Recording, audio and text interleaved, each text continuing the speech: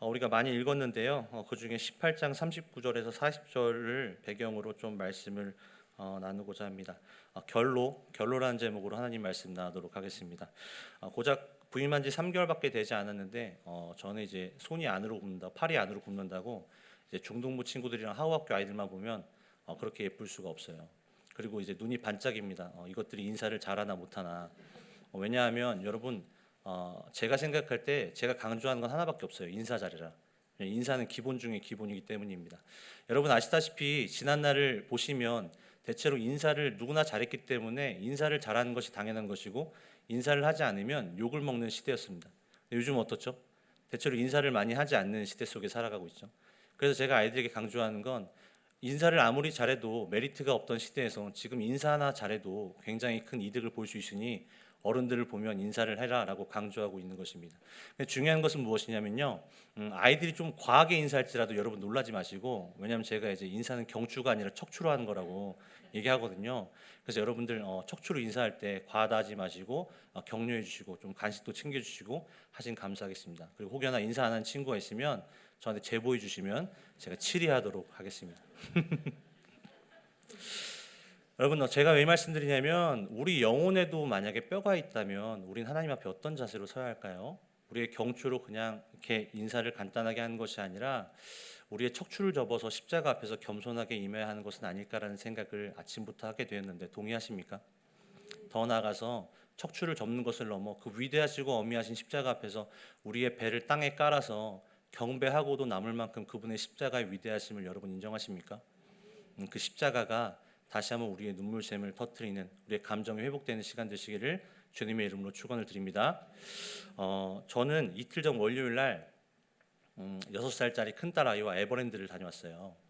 목사님 어떻게 고난주간에 에버랜드를 다녀오실 수 있습니까? 목사가 돼서 이렇게 말씀하실 수 있는데 고난주간이라서 갔어요. 미취학 아동을 에버랜드에 데리고 가는 것만큼 고난은 없거든요. 여러분 에버랜드 가시면 자세히 보세요. 유모차나 외관 끌고 있는 아빠들의 표정을 보시면 열의 아홉은 나는 고난 중입니다 이렇게 써 있거든요. 행복해하는 것을 본 적이 없습니다. 그리고 여러분 에버랜드가 언덕이 있잖아요. 이 골고다 언덕을 굉장히 묵상할 수 있죠. 목사님 십자가는 도대체 없지 않습니까? 십자가는 있었습니까? 라고 물어보신다면 정녕 모르시겠습니까? 한 번은 이제 걸어다니던 십자가가 저한테 말을 걸더라고요. 아버지여 심신이 미약하오니 저를 당장 안으소서. 이래가지고 십자가는 자기를 부인해야 되죠. 너무 힘든데 땀이 뻘뻘 흘리면서 1시간 2시간 이렇게 안았어요. 안고 이제 마지막에 8시 반까지 진짜 말 그대로 미친 듯이 놀고 그 워킹 사파리가 뭐라고 그 동물 걸어서 볼 수 있다고 마지막이라고 가야 된다 그래가지고 월요일 날 제가 이제 여기 출근하려면 새벽 예배 때 새벽 3시 반에 양말을 신고 엑셀을 밟아야 되거든요. 물론 이제 2시 40분에 엑셀 밟으시는 인천에 계신 분이 있어서 제가 뭐 이렇게 교만할 수 없으나 그래서 이제 제가 이제 엑셀 밟고 오는데 3시 반에 여기 와서 4시 반에 이제 뭐 하냐면 부목사님들끼리 성도님들 위해서 기도해요. 하나님 우리 성도님들 발걸음 지켜주시고 사고 나지 않을 수 있도록 도와주시고 마음 상하지 않고 은혜 받을 수 있도록 도와주십시오. 이렇게 부족한 종들의 기도가 응답되는 줄 믿으십니까? 네, 더 나아가서 집에 오니까 8시더라고요. 핫식스 마시고 갔어요. 진짜 신음하면서 에버랜드를.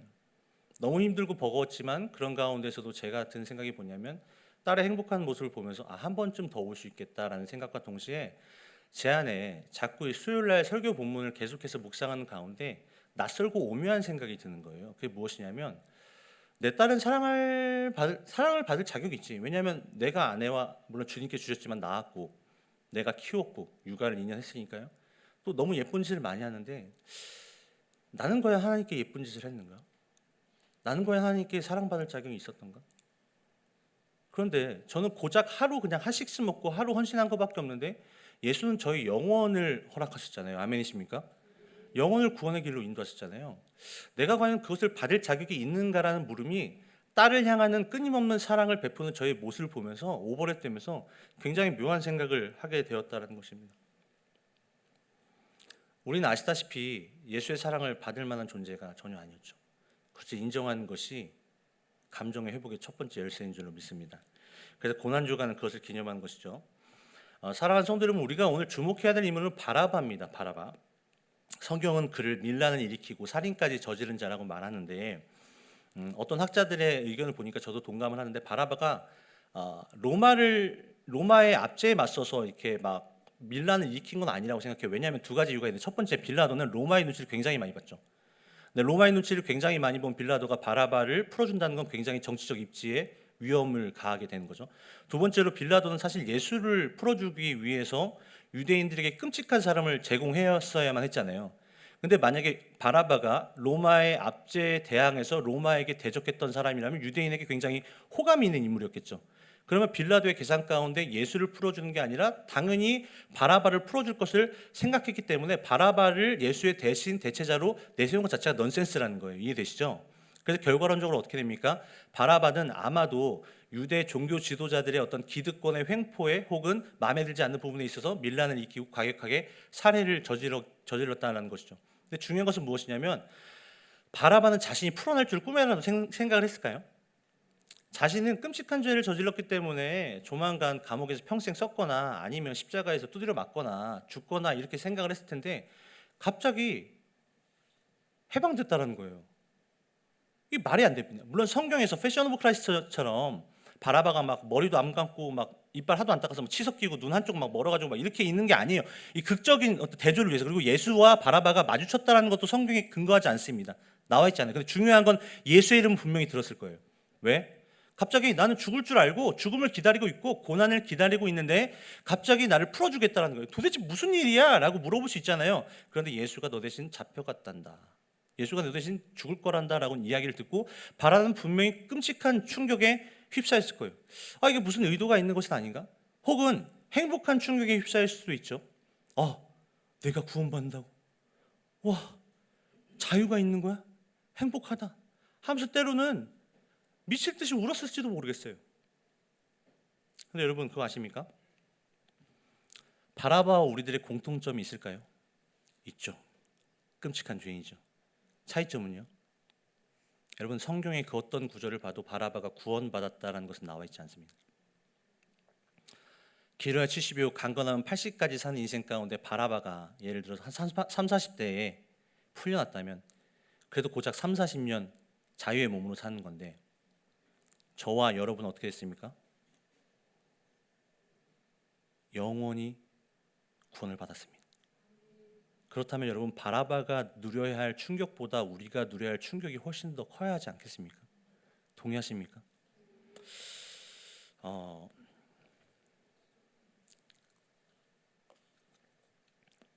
그럼에도 불구하고 여기서 말씀을 전하는 저도 이 엄중한 성경의 메시지 앞에서 감격이 사라진 저를 발견하게 됩니다. 나는 과연 십자가 앞에서 언제 울어봤는가? 언제 충격받아 봤는가? 여러분들이 그렇다는 건 절대 아니고 제가 제 개인적으로 저의 이 감정의 메마름을 진단해 봤을 때 한 가지가 떠올랐는데 그것이 무엇이냐면 등 따스고 배불러서 제가 하늘빛 우리교회 처음에 부임했을 때 여기에도 이 자리에 있는데 한 학생이 저한테 초면에 신방을 해달라는 거예요. 초면에. 그래서 감격했어요. 이런 믿음 있는 학생 보소? 이러면서 막 엄청 감격했거든요. 근데 그 감격이 10초 후에 산산조각 났어요. 신방해줄게. 어디서 만날까? 아웃백이요. 이러는 거예요. 아웃백은 어마무시한 곳이잖아요. 칼질하는 곳이고 가장 싼 갈릭 리바이만 먹어도 5만 원이고 또 짐승같이 먹는 남자 2명이 가면 10만 원 너끈히 넘고 제가 태어나서 한 번도 영접하지 못한 토마호크 스테이크나 티본 스테이크는 30만 원이 넘어가기 때문에 가면 안 되는 곳이에요. 그 순간 제 안에 예수님의 음성이 떠올랐어요. 그 친구를 향해서 화 있을진저. 그럼 제가 학생에게 지혜롭게 말했죠. 내가 너에게 신방을 받겠다. 나를 아웃백에서 신방해 줄래? 여러분 그 학생이 아웃백을 말한 이유가 무엇일까요? 맛있으니까요. 비싸니까 맛있고 맛있는 게 비싼 게 자본주의 논리 아닙니까? 그죠? 놀랍게도 여러분 제가 40년 동안 살아오면서 가장 맛있게 먹었던 음식이 농심에서 나온 당시 1,010원, 1,050원짜리 새우탕면인 거 아십니까? 2010년도에 대학 입시하기 전에 면접 보기 전에 아버지 같은 목사님이 기도원에서 3일 동안 금식 기도를 하라는 거예요. 그래서 기도원 갔습니다. 평택의 광음기도원이라고. 그래서 이제 하루 기도하면 금식하면 마치 하나님이 현존하셔가지고 막 안개 피어나오고 막 임재하실 줄 알았는데 배가 고팠어요. 그 둘째 날은 회개가 터졌습니다. 저희 죄에 대한 회개가 아니라 반찬투정하는 회개가 터졌어요. 그러면서 제 안에 와, 만약에 전 세계에서 음식을 가장 맛있게 먹기 대회가 있으면 난 밥이랑 김치만 있어도 금메달 딸 자신 있다. 그럴 정도로 굉장히 배가 고팠어요. 셋째 날에는 정신이 몽롱해지면서 이상한 행동을 하기 시작하는데 그냥 아무 이유 없이 매점을 가요. 그러니까 3일 금식이 안 끝났으니까 먹진 못하잖아요. 그래서 아무 이유 없이 매점 가서 갑자기 막 심판의 메시지를 선포하는 거예요. 뽀또 과자에 화 있을 진저 너를 씹어버리겠다. 뭐 초코파이 화 있을 진저 혓바닥으로 녹여버리겠다. 뭐 컵라면이요 너는 뭐 국물까지 모두를 씹어 먹겠다. 화 있을 진저 막 이러면서 선포하다가 금식이 끝나자마자 목사님이 고작 3일 금식을 해도 보호식으로 죽을 먹어야 된다라고 했는데 처음으로 목사님께 거짓말을 하고 바로 매점으로 달려가서 뽀또 뜯어서 햄스터처럼 양쪽에 3개씩 넣고 새우탕 컵라면을 물을 받아서 와, 그 컵라면을 이제 먹는 순간 있잖아요. 그 우리 업계 용어는 아닌데 혓바닥에서 극락이 임하는데 진짜 아직도 잊을 수 없는 맛이죠.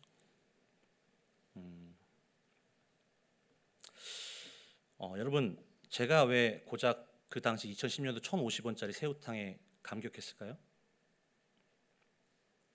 배가 부른 것이 아니라 어떤 상태였어요? 배가 고픈 상태였기 때문이죠. 이걸 좀 고상하게 말하면 음식의 부재를 경험했기 때문이죠. 등 따스고 배불렀을 때는 10만 원짜리 스테이크를 썰면서도 불평불만했지만 감사가 없었지만 막상 마주하기 싫은 음식의 부재 앞에서는 어떻습니까? 고작 1,000원짜리 컵라면에도 감격할 수 있다는 겁니다. 여러분 저는 감히 이 새벽에 도전하겠습니다. 여러분 배가 고픈 상태이십니까? 아니면 죄송하지만 배가 부르신 상태이십니까? 그의 죽으심과 고난을 생각하며 최근에 언제 울어보셨습니까? 고난주간 그거 매년 하는데 그냥 아무렇지 않게 예수의 죽음 앞에서 아무런 감격과 감사가 없는 그냥 연례 행사로 여겨지는 등 따숩고 배부른 상태이십니까? 아니면 진실로 주께서 골고다를 걸어가실 때 그 십자가가 바닥에 끌려서 상흔을 냈던 것처럼 그 십자가를 생각하면 내 가슴이 찢겨지고 그 십자가 앞에서 눈물이 흘릴 수밖에 없는 그 고귀한 십자가 앞에서 언제 울어보셨습니까?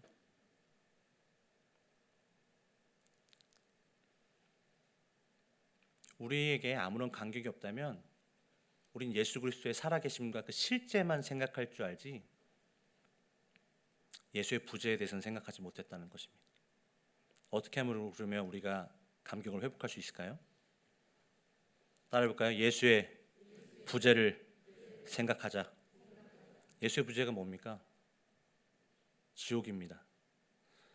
좀 위험한 발언일 수 있지만 저는 가끔 학생들에게 이렇게 말합니다. 지옥을 묵상해라. 예수님이 없는 삶이 얼마나 끔찍한지 목격하고 목도해라. 그래야 가진 것들에 감사할 수 있다. 여러분 지옥을 경험할 수 있는 팁을 하나 드릴게요. 새벽 예배 끝나고 목욕탕 가셔서 그 사우나에서 가장 온도가 높은 곳을 골라 가십시오. 그리고 미련할 정도로 버티십시오. 그리고 상상하십시오. 철문이 갑자기 막히고 그리고 온도계가 고장나서 계속해서 막 피가 막 새어나오고 피부가 부글부글 끓으면서 막 소리를 지르고 전 항상 그런 상상하거든요. 그럴 때 제가 무너지는 그 지점이 언제인 줄 아세요? 죽지 못한다는 거예요. 영원히 지옥에서 죽지 못한다는 거예요. 끔찍하게 이곳에서 평생 살아야 된다는 생각하면 마음이 무너져요. 그래서 제가 다시 나아올 수 있는 힘이 뭔지 아십니까? 그 다음 상상이 있죠. 갑자기 피로 얼룩진 예수 그리스도께서 십자가의 상흔이 선명히 새겨진 예수 그리스도께서 철문을 뚫고 사랑하는 자여 나와 함께 가자 하고 손을 잡고 나를 그 불구덩이 가운데서 끌어가시는 예수의 모습을 상상해요. 그럴 때 저의 귓가에 어떤 익숙한 BGM이 울려요. 라라라라라라라 포카리 보혈. 그 위대하신 분 아시겠습니까? 우리 말씀 한번 읽어보겠습니다. 누가복음 16장 24절에서 26절입니다. 읽습니다. 시작. 불러 이르되 아버지 아브라함이여 나를 긍휼히 여기사 나사로를 보내어 그 손가락 끝에 물을 찍어 내 혀를 서늘하게 하소서. 내가 이 불꽃 가운데서 괴로워하나이다. 아브라함이 이르되 예 너는 살았을 때에 좋은 것을 받았고 나사로는 고난을 받았으니 이것을 기억하라. 이제 그는 여기서 위로를 받고 너는 괴로움을 받느니라. 그뿐 아니라 너희와 우리 사이에 큰 구렁텅이가 놓여 있어 여기서 너희에게 건너가고자 하되 갈 수 없고 거기서 우리에게 건너올 수도 없게 하였느니라. 여러분, 적어도 부활절 전에 이 고난 주간 가운데서는 예수의 부재를 깊이 묵상하시길 소원합니다. 예수가 없으면 지옥에 갈 수밖에 없는 인생이고 지옥에서 평생 영원토록 살 수밖에 없는 인생이었음을 인정하게 되시는 저와 여러분 되시기를 주의 이름으로 축원을 드립니다. 그래서 예수의 부재를 묵상해야만 그 존재에 감사할 수 있게 된다는 거죠. 저는 지금도 잊혀지지 않는 그 캠프가 있습니다. 전도사 사역하기 전에 초등부 그 캠프를 따라갈 때 보조교사라는 게 있잖아요. 보조교사로 따라갔는데 꽤 유명한, 지금도 현존하고 있는 단체인데 이름은 말씀드리지 않겠습니다. 그런데 이제 그 단체에 1,000명 정도 모였는데 초등학생들이랑 이제 교회 교사들, 교육자들, 그 단체의 이제 캠프에 둘째 날에 대표 목사님께서 설교를 하시는데 갑자기 그 예쁜 초등학생 한 명을, 초등 캠프니까요, 불러요. 그러면서 이제 설명을 해주시는데 이 초등 캠프를 섬기기 위해서는 2회차까지 섬겨야 된대요. 다시 말해서 오늘 월화수 섬겼으면 다음 주도 월화수 섬겨야 되는 거예요. 초등학생들이. 예뻐요, 안 예뻐요? 애들이 예쁘잖아요, 워십하면서. 그러면서 목사님 똑같이 물어보시는 거예요. 이 친구 예뻐요, 안 예뻐요? 그래서 예뻐요. 귀해요, 안 귀해요? 귀해요. 그러니 갑자기 목사님 표정이 돌변하더니 차마 이 설교 강단에 말할 수 없는 쌍욕을 여자애한테 하는 거예요. 야, 이 나쁜 애야, 이러면서. 그래서 순간 장내가 조용해지면서 사탄이 임했나? 저분 정신줄이 어떻게 됐나? 뭐 이렇게 하고 있는데 그 다음 말에 더 회중들이 숙연이 됐어요. 얘가 나쁜 X밖에 안 돼요? 다시 물어볼게요. 하면서 뭐라고 말씀하시냐면, 야, 이 영원히 멸망받아야 할 존재야. 지옥 아래로 구석으로 처박혀야 할 존재야. 지옥의 땔감 같은 존재야. 영원히 불타서 신음할 존재야. 이분의 과격한 언어에는 동의하지 않지만 이분이 말하고자 하는 것은 공감이 되었습니다. 나는 생각한 것보다 훨씬 더 끔찍한 존재구나. 내가 기분 나빠야 할 말과 욕을 먹는 것이 오히려 칭찬일 정도로 십자가 앞에서는 내가 너무나 더러운 존재구나라는 것을 생각하게 되었습니다. 이 사실을 알게 되면 우리는 어떻게 될까요? 내가 누군데, 내가 권사인데, 장로인데, 내가 여기 몇십 년 섬겼는데, 내가 연봉이 얼마인데, 회사 직분이 얼마인데, 집이 몇 평인데, 차가 뭔데, 다 의미가 없어지죠. 나는 좀 된다, 나는 뭐가 있다, 이런 생각 말이죠. 여러분, 제 생각이 아니라, 저의 감정이 아니라 성경에서 말하는 것은 우리를 때론 벌레라고 말합니다. 우리를 안개라고 말합니다. 인정하십니까? 그걸 인정해야만 벌레를 위해서, 안개를 위해서 벌레같이 죽으신 예수님의 십자가에 감격할 수 있습니다. 우리가 바라바였고 바라보다 훨씬 더 큰 사랑을 받았습니다. 말씀을 정리하겠습니다. 어제 김우석 강도사님이 시를 가져오셨는데 저는 수필을 가져왔습니다. 수필을 지은 사람은 이 자막에 있죠, 윤동이라고. 제목은 결로입니다. 결로. 오늘 설교 제목이죠. 좀 보이시나요? 네, 우리 반주를 주시고 한번 우리 같이 좀 큰 목소리로 읽고 찬양하고 기도했으면 좋겠습니다. 읽겠습니다. 반주 먼저 들어가면 읽겠습니다. 네, 읽겠습니다. 시작. 나는 캠핑이 좋다. 자연이라는 거대함 위로 인간이라는 연약한 나를 그저 아무런 저항 없이 내려놓을 수 있다는 것. 도시가 내는 소음으로 인해 쌓였던 내 안에 얼룩으로 남아있던 피로들이 흔적도 없이 씻겨져 내린다. 물론 좋은 것만 있는 것은 아니다. 캠퍼들을 괴롭히는 것들이 그중 하나가 바로 결로이다. 결로란 무엇인가? 얇은 텐트의 천을 기준으로 바깥의 기온과 안쪽의 기온이 차이가 날 때 물이 맺힌다. 날이 엄청나게 더운 날 차가운 음료를 들고 다니면 그 플라스틱 표면에 물이 맺히는 것이 그런 이유 때문이다. 문득 캠핑을 가려다가 갑자기 이런 생각이 들었다. 내 영혼에는 이 불편한 결로가 필요하다는 것을. 요즘 내 안에 하나님을 향한 눈물이 말라버렸다. 십자가를 기준으로 하나님의 선하심의 온도가 나의 더러움의 온도의 격차가 얼마나 큰지를 망각한 것이다. 그래서 내 안에 눈물이 감동이 맺히지 않는 것이다. 그래서 눈물도 감격도 맺히지 않는다. 오늘 성령의 단비가 그 거룩한 결로가 정직하게 나를 바라보는 가운데 내 영혼의 풍성이 맺히기를 원한다.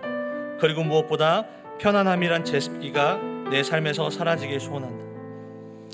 사랑하는 성도 여러분, 이 시간 나의 끔찍한 죄인됨과 그분의 위대한 희생의 그 격차가 여러분들의 눈에 거룩한 결로로 되어 눈물로 맺히기를 주의 이름으로 축원합니다. 예수의 십자가가 머릿속으로만 머무는 것이 아니라 가슴으로 내려오게 되시기를 주의 이름으로 축원합니다. 그로 인해서 십자가 앞에서 내가 교만해질 수 없고 겸손하게 배를 땅에 깔고 살아갈 수밖에 없는 존재임을 날마다 고백하며 지옥 같은 직장, 학교, 회사 이 생활도 소망의 발걸음으로 너끈히 걸어가게 되시기를 다시 한번 주의 이름으로 축원을 드립니다. 우리 찬양하며 나아가겠습니다.